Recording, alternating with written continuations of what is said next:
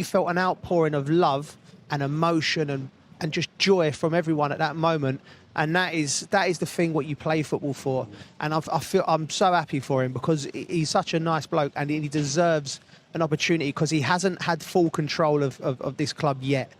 And let's hope, and I've always been a big advocate, right from the start, if a manager as a head coach needs to be in control of incomings, outgoings, policies, and I think and if he can give him that, I think we've got half a chance.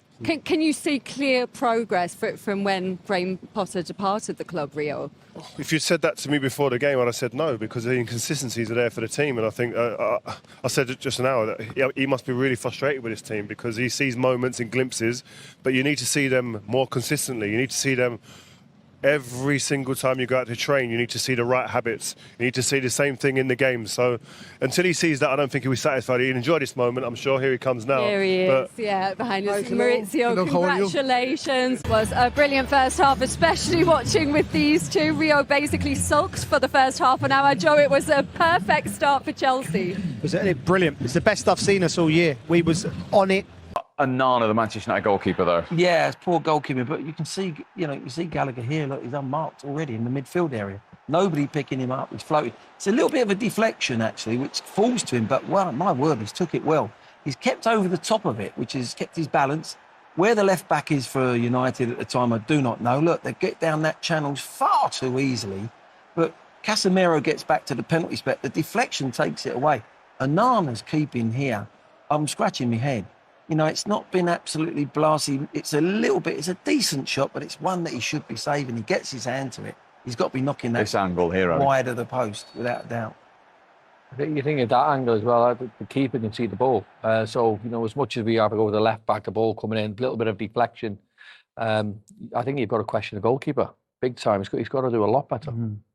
Yeah, I mean, we've seen a lot of those this season where they're close to him and he hasn't saved them. And I think obviously with his feet, he's great, but we were talking about just before, goalkeepers got to make saves, and that's one he probably should be saved. Talk about a Joe Cole party. I think there's a Cole Palmer party in West London tonight. What on earth just happened? I don't know. 2-0 up, and then, like I said last week, silly mistakes, but, when the 8 minutes got added on, give us a lift. And, yeah, madness. Was that the reaction that you needed to show out there after what happened at the weekend as well? Yeah, definitely, we need to try and win as many games as possible, and to win like that, there's nothing better. Right, talk us through those final couple of minutes of the match, Cole, because the equaliser came and then you get that winner within 82 seconds between those two goals. Well, yeah, we thought when we scored the second goal, the fans lifted us, we lifted ourselves. Seen the gaffer said he was 2 minutes left, so we thought we'd go for it, and thankfully, scored. How'd you hold your nerve, though, these final minutes of the game? So much pressure on you to step up to the spot, even just to rescue a point in that game, let alone to go on and then score the winner. Yeah, so many penalties. People say to score penalties, but I'm not going to miss the penalties, am I? Touch wood, but to score in the last minute is crazy. Crazy, and you have got that match ball in your hands. It's your first senior hat-trick. How does that feel? Yeah, buzzing. And a Manchester lad playing against Manchester United. You're a United fan, I believe, as well. Is that right? Yeah, when I was growing up, I was a United fan. So, yeah. Did you get an extra incentive playing against this team? You scored against them in the other leg as well. You're the first player since Frank Lampard for Chelsea, the first English player to score home and away against Manchester United too. I just think try and each team, do the same thing, but I've scored that away and I've scored, a few here tonight, so yeah, buzzing. There are people saying, Cole, that you are the signing of the season. Is that a nice feeling for you to be getting that type of praise? Yeah, I just try to take each game as it comes and show the Chelsea fans and show everyone what I came here to do was play football. Well, you're doing pretty well, Cole. Congratulations. Enjoy it as you walk off. Thank you. Sid, Rio Ferdinand and Joe Cole watching alongside me with the rain. We've summed up the emotions from a Chelsea point of view, Rio, but how on earth did Manchester United let that slip so late? Devastation. I think they switched off. We're going to go through the goals in a bit, but I think concentration plays a huge part at the end of these games. There's a lot riding on these games, a huge pressure, I know that, but in the midst of madness and chaos, you have to have people that are in there that are really on top of their game, concentrating, pointing, yelling, cajoling, pushing people about. The corner comes for the winner. Cole Palmer comes out on the edge of the corner of the box, drifts out there. No one even notices it. No one even.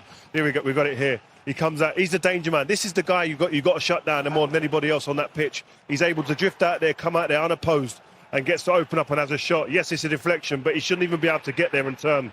If you're concentrating, if you're professional in that manner, and you're understanding the magnitude of the moment in this game, you can't afford to have them moments. You get punished at this level. He's the linchpin of this team, Joe, isn't it? Which is quite remarkable for a 21-year-old. And really, what's his first full senior season? Do you know what was even more remarkable, Linz? Way was talking to Jules. He just scored a last-minute goal. It was like he just got off the sofa and he's got his cocoa in his hand and he's just ready for bed. He's the coolest man in the building.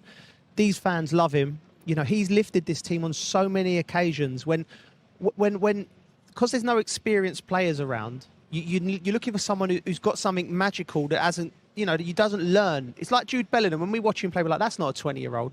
You feel the same with Cole Palmer. From Manchester United's perspective, Rio's right. In a crucial point of the game, how can you let the best player on the pitch have time to take a touch in the box and strike it? Like, he must have been thinking, what's going on here? How have I got this time? But he has just been remarkable this season. I would say signing of the season, and he'll be looking. And do you know what?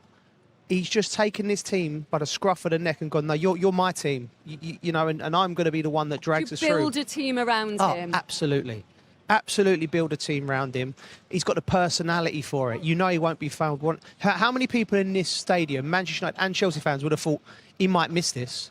Nobody. He was just cool as you like. It's brilliant.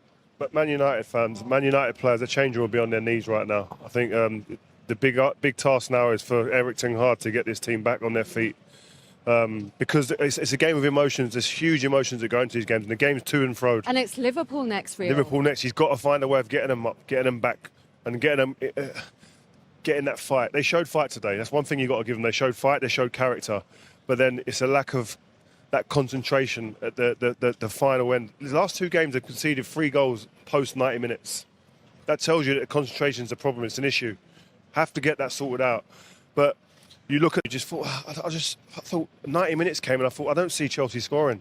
The defensive injuries, though, a mitigating factor because obviously Varane went off, Evans came on, Evans then had to go off, and it's just such a huge list of defensive injuries they have. Yeah, but you can't have excuses at this level like that. The injuries happen. There's players that are training, they're getting given so much information nowadays. Listen, they're coming on, they're full of iPads loaded up with all the information, tactics, where you got to stand, where you got to be at set pieces.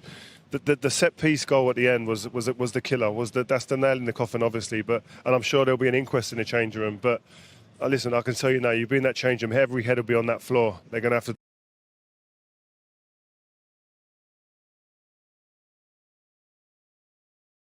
Hunger of his players. Yeah. Did they answer him in bucket loads tonight? Absolutely. The character. There's always a moment with a team where you go, that's it. Like that's what Chelsea are, and I'm really hoping that that's this. Like the fans responded to him. This place on Saturday was a morgue. It was really, really down. There was no energy.